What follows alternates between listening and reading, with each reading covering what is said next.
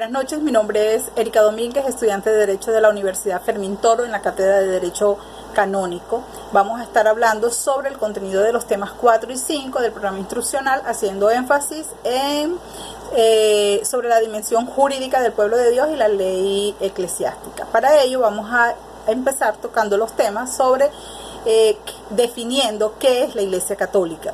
La Iglesia Católica es la iglesia más numerosa, es un signo e instrumento de la unión íntima con Dios y de la unidad de todo género humano, por cuanto ella misma se declara fundada por Cristo. Está compuesta por 23 iglesias sui iuris que se encuentran en completa comunión con el Papa y en conjunto reúne a más de 1.200 millones de fieles.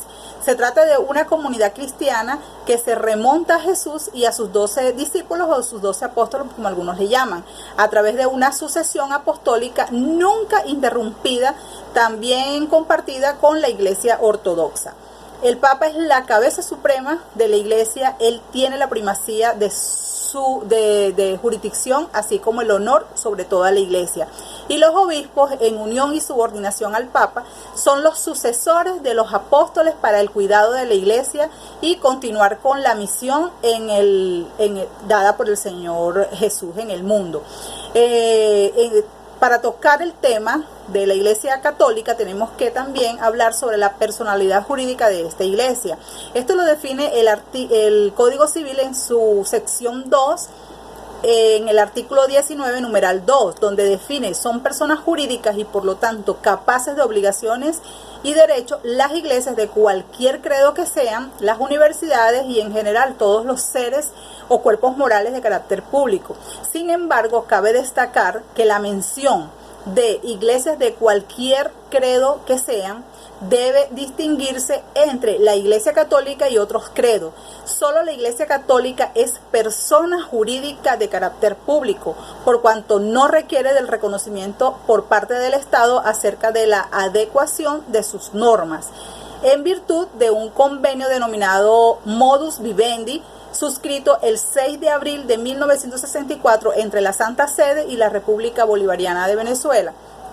En detrimento de lo anterior, el hecho de estar enmarcadas las iglesias de cualquier credo entre los seres o cuerpos morales de carácter público está explícitamente describiendo el carácter público de las iglesias evangélicas, no dejando la exclusividad de esta descripción solo a la Iglesia Católica. Pero hay que reconocer que el Estado venezolano hace acepción con la Iglesia Católica al darle un carácter especial de iglesia institucional y no de asociación civil, como sí lo hace con las iglesias evangélicas, que ellas deben cumplir con la exigencia de la protocolización de sus estatutos. Todo esto se debe, como ya lo dije, a la vigencia del modus vivendi o concordato entre la Iglesia Católica y la República Bolivariana de Venezuela, el cual, no habiendo leyes o decretos que le quiten su rango jurídico, permanece en plena vigencia hasta el día de hoy.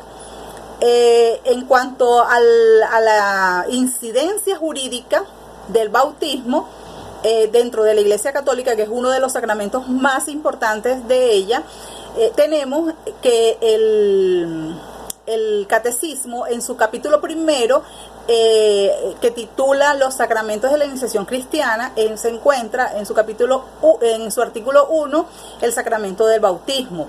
Este sacramento recibe el nombre de bautismo en razón del carácter del rito central mediante el cual se celebra el bautizo, que significa sumergir, introducir dentro del agua. La inmersión en el agua simboliza el acto de sepultar al catecúmeno en la muerte de Cristo, de donde sale la resurrección con él como una nueva criatura.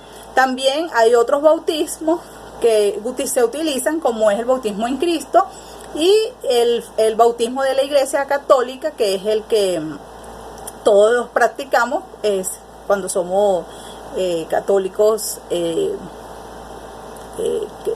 cristianos católicos. También tenemos el régimen de derecho canónico.